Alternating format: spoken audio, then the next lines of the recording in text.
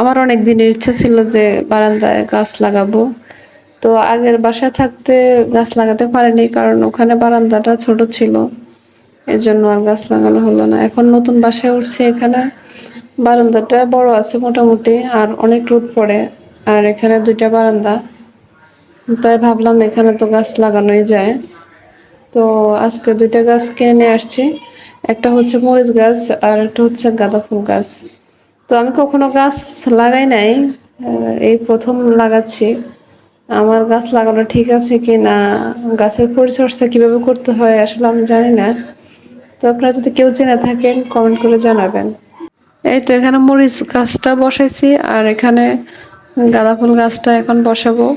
গাঁদা ফুল গাছটা টব নেই, একটা রঙের বালতিতে বসাচ্ছি। তো আমার গাছ লাগানো প্রায় শেষ।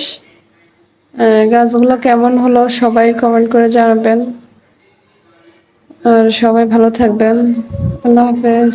আসসালামু আলাইকুম।